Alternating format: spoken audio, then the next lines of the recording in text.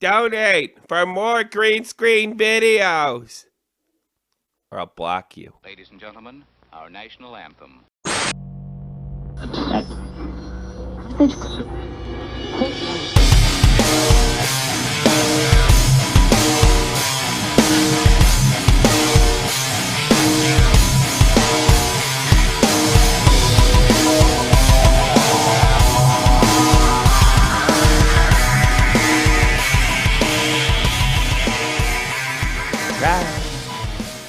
Hey, what's going on, everybody? Welcome to the brand new Shot from the Point Raw.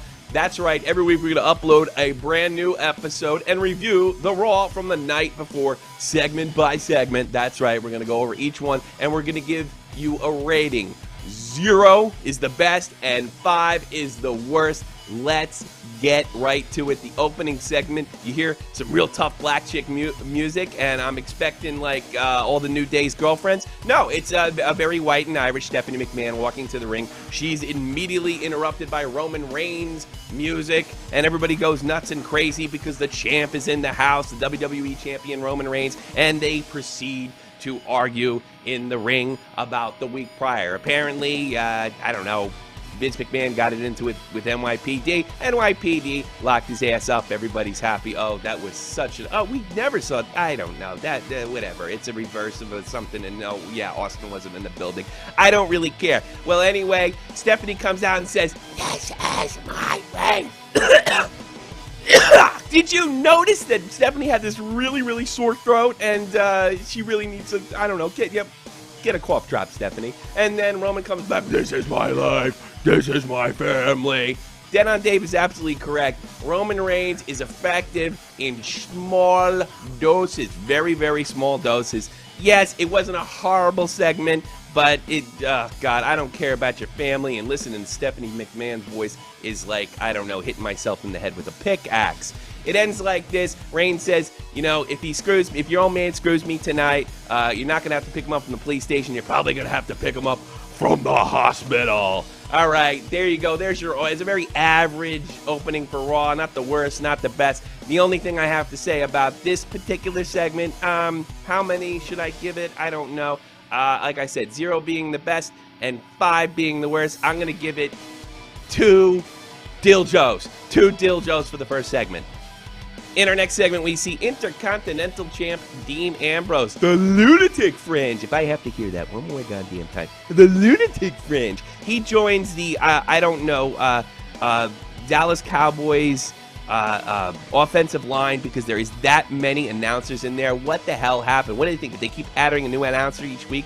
The ratings are going to get better. I have no idea what's going on there. I didn't pay much attention to Ambrose. I wasn't very impressed. But here's what I was impressed with. Everybody's favorite neckbeard from Quebec, Kevin Owens. He goes up against Neville. The match starts off like this. Neville hits him with some serious offense. Kevin spends most of the match selling well, and Neville's a fun wrestler to watch. He's definitely on the up. He's on the... he's going to get a push. I don't know what you call it. He's... huge spots, wonderful to watch. The only thing I didn't really like about this match is I would have liked to see them exchange offense a little bit. Of course, Owens at one point gives a power move, and then Neville has to climb back to the ring, and I was really wondering if they'd actually have a count. No, they're never going to have a count out. Of course, they're not going to have a count out. That would be a surprise. And we're not going to get that from the WWE. Of course, Neville goes back to hitting Owens with some serious offense. He walks into a pop-up powerbomb, but bang, match over.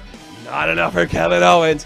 He starts to punish Neville for, I don't know, basically kicking his ass most of the match and making that one mistake.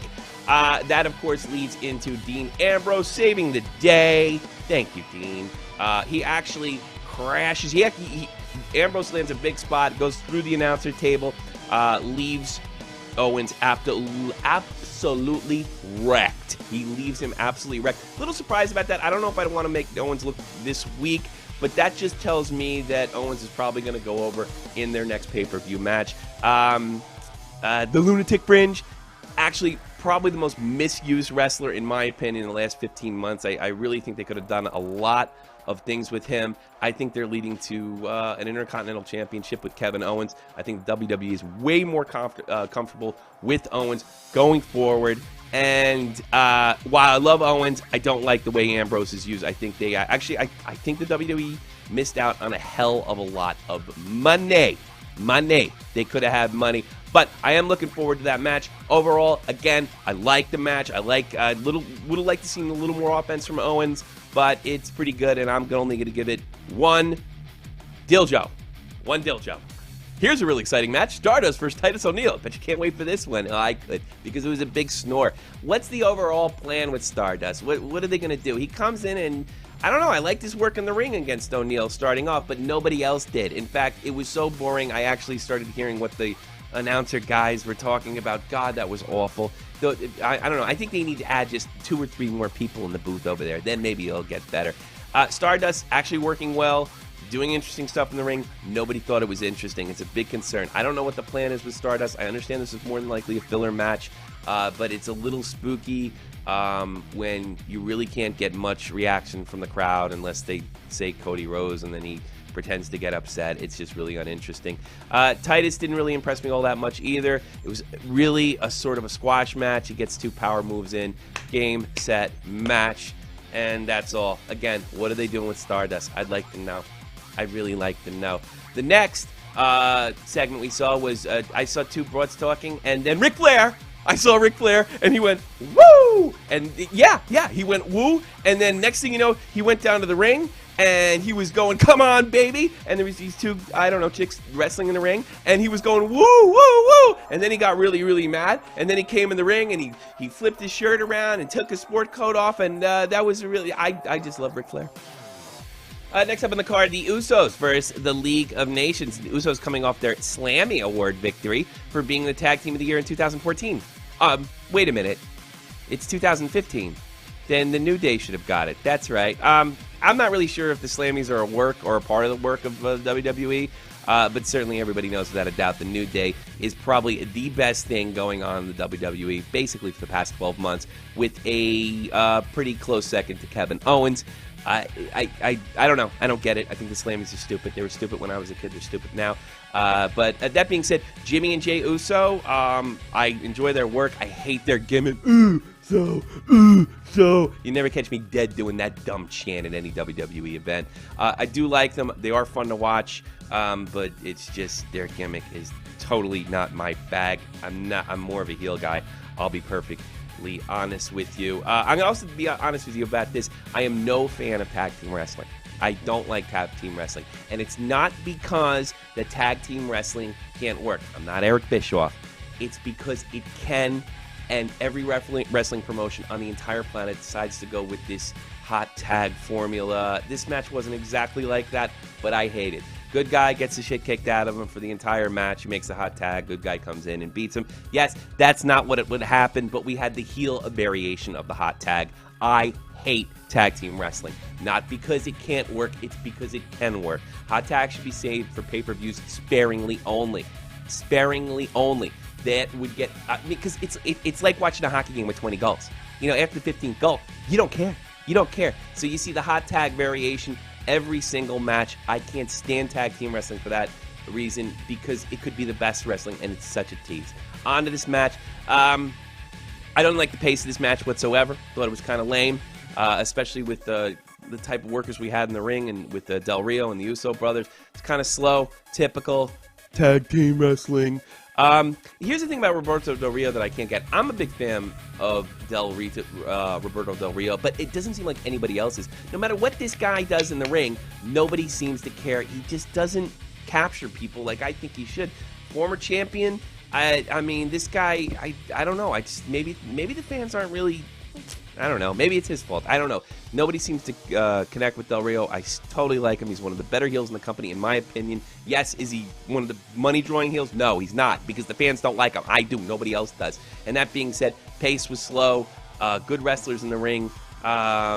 Predictable result. We had the heel variation of the tag team victory. Whatever.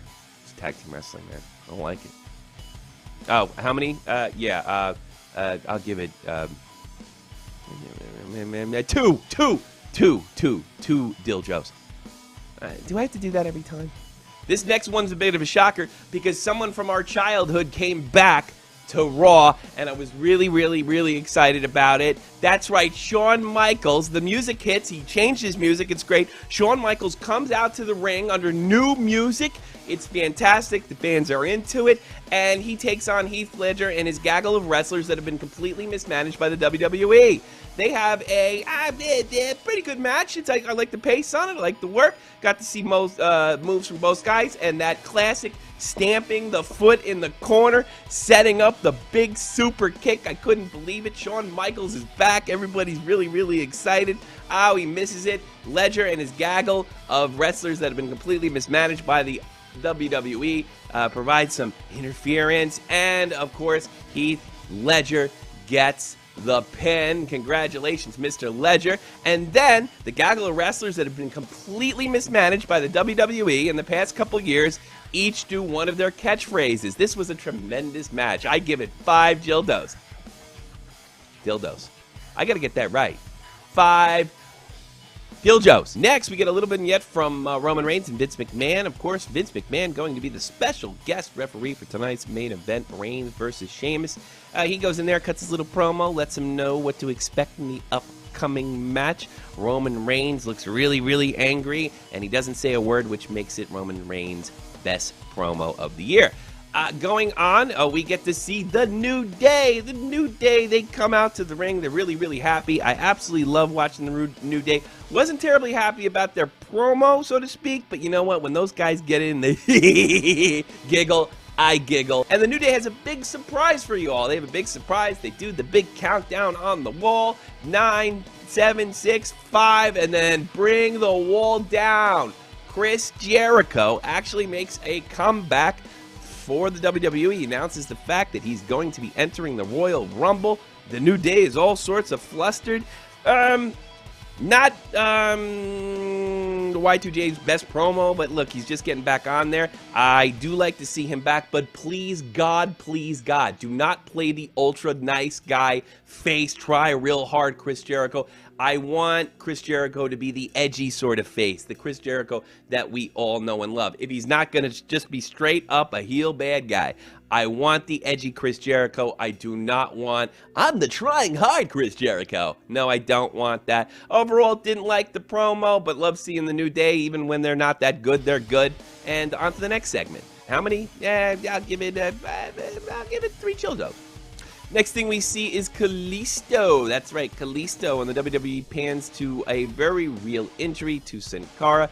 Sin Cara with the dislocated shoulder. They showed it in slow motion. Did not look good. I don't know if he actually injured it on the fall. It looks like he actually injured it on the ropes, but I'm not exactly sure about that. Again, no word how serious this injury is. And my experience, sometimes broken bones aren't as difficult to heal as a dislocated shoulder.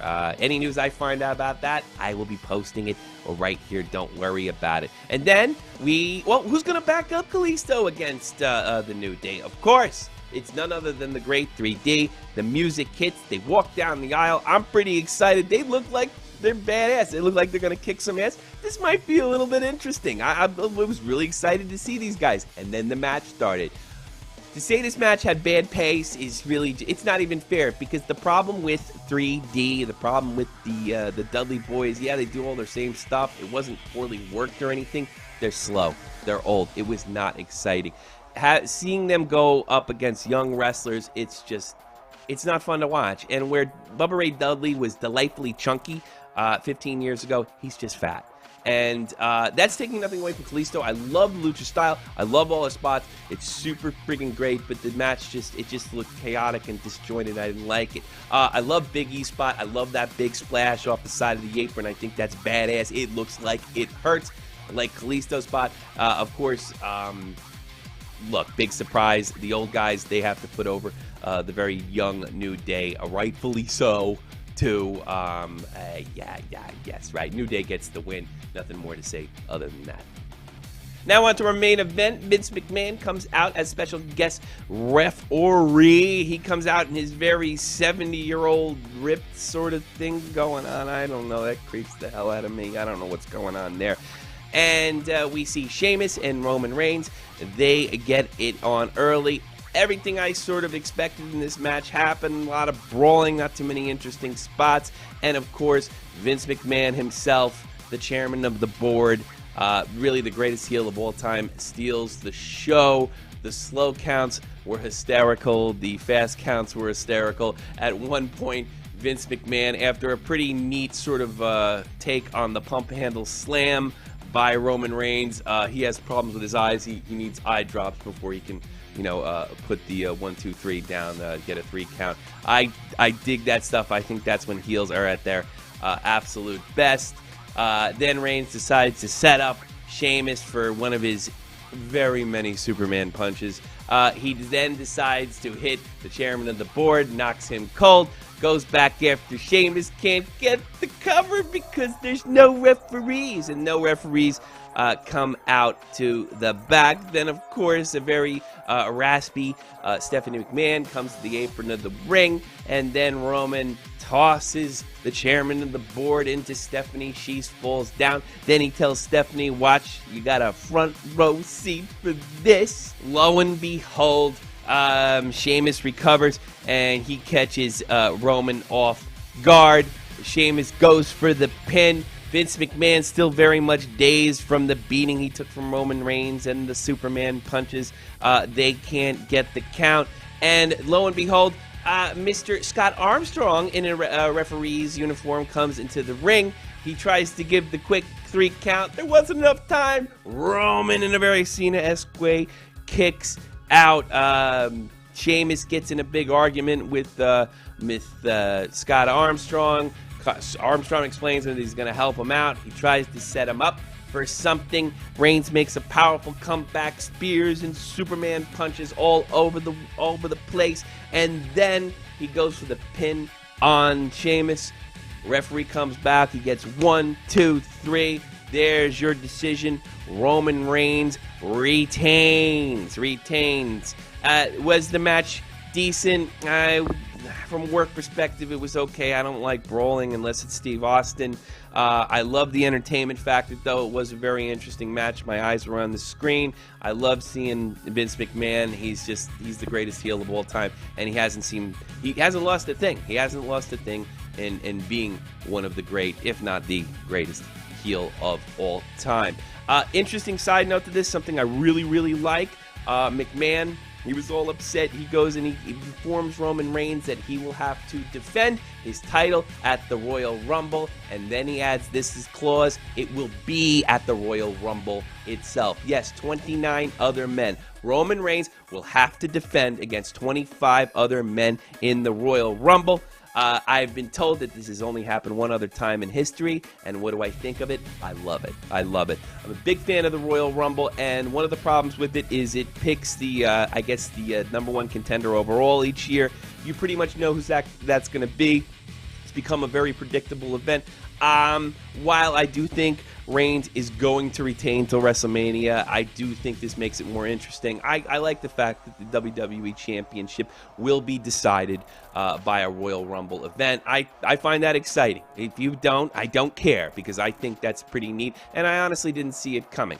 Overall, rating on Raw, while I'm really picky, and I don't like a lot of the stuff that's going on, and I hate tag team wrestling.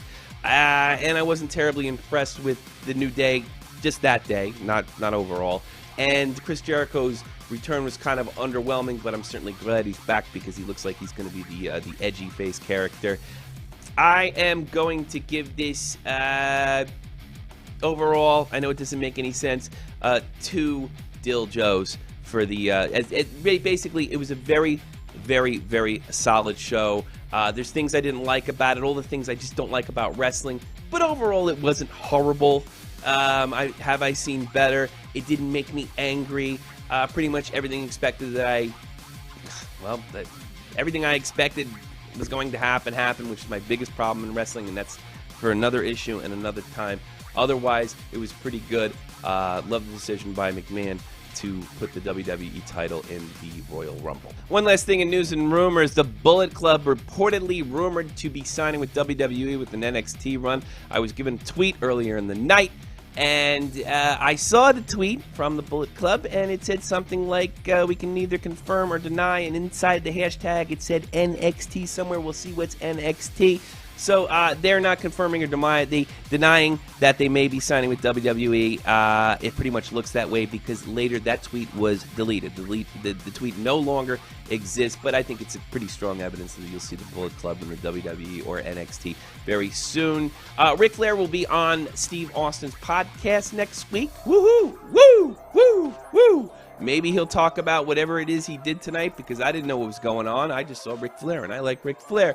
The final episode of SmackDown didn't do too well. Got 1.6 million viewers. That's really, but I mean, who cares? They're going to back to USA Network. SmackDown, of course, coming back to USA Network. 2 big matches scheduled. Dean Ambrose apparently will put his Intercontinental belt on the line, and then I don't know, 2 chicks are wrestling.